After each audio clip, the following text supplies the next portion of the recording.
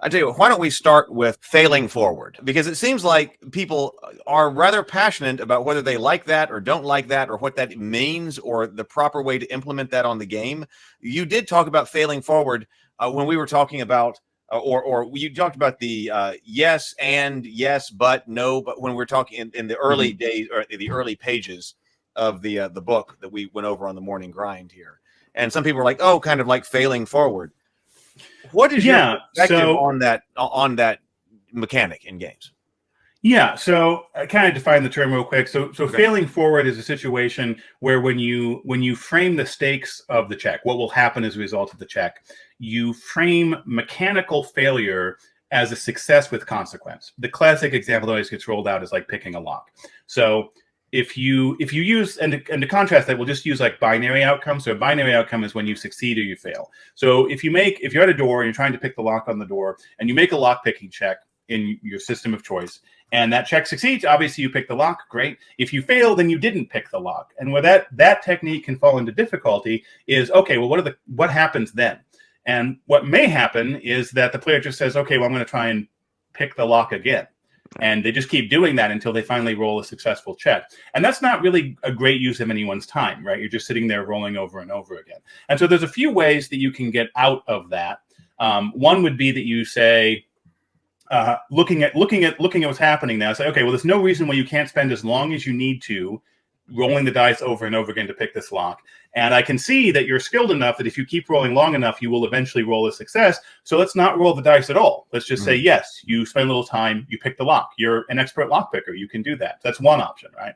Another option is to say, okay, actually, that dice roll is representing whether or not your character is capable of picking this specific lock at this specific time. And so if you fail that check, the check isn't just telling us, hey, you failed this one time. The check is telling us you cannot pick this lock. And so this is beyond your skill level. Beyond your skill level, the circumstances are wrong.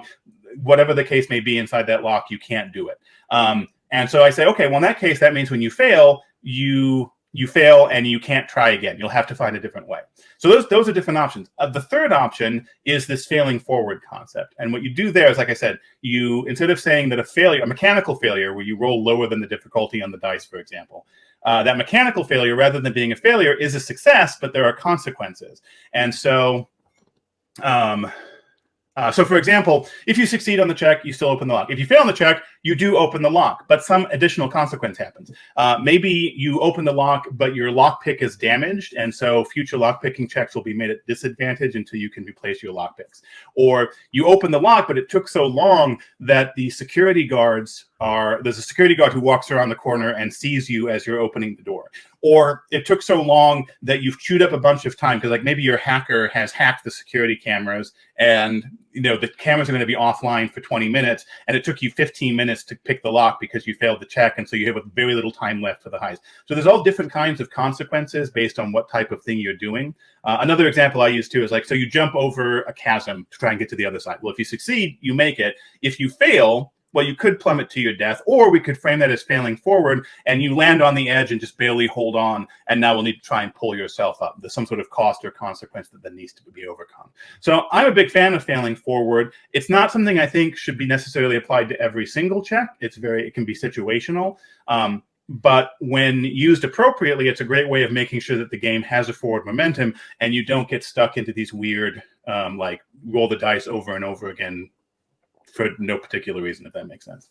Oh, right. So, but okay, so here is, I mean, I'm generally in favor of it, but I also understand this common critique of it.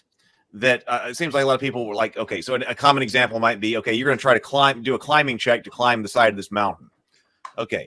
And maybe you fail. It's like, well, does that mean you fall off the mountain or whatever, or you can't do it? Okay, well, maybe you are going to climb the mountain, but you have some kind of complication. And like, okay, well, the game master's like, okay, let's fail forward. So you failed the check, but you do climb the mountain. But then once you get to the top of the mountain, you're attacked by pterodactyls. You know, and you got to fight these pterodactyls. Now, there's another thing about how meaningful combat is in different particular games. But let's say that's a meaningful consequence. But I think some players, which I'm sympathetic to, would be like, in that case, how exactly did my ability to climb this mountain, you know, result in a pterodactyl on the top of it? That's not, there's some verisimilitude there that they're not buying into. Well, I think that's fair. I mean, part of using the technique correctly is is making sure that you as the GM are framing it in a way that makes sense within the context of the world. So why so for example, also explaining why is always a good thing, right? So for example, in this case you might say, okay, why did pterodactyls show up and attack you? Because you rolled poorly in a climb check. And there'd be a couple ways I could frame that. One might be, I'd say, okay, well, you took so long climbing that the sun began to set and the pterodactyls come out at night. And so you take so long climbing the mountain that you're still on the cliff face when the pterodactyls fly out looking for food. And hey, look, tasty morsels on the side of the mountain. It's snack time. Another thing you can say is, okay, you're climbing the mountain, but you're so clumsy climbing the mountain, you keep kicking rocks down below. And unbeknownst to you, there's a pterodactyl nest down there that you're kicking the rocks down into. And so now you've pissed off the pterodactyls who are flying up to protect their nest. So just taking that example, there's a couple different ways you could kind of make sure that there is a logical progression to that.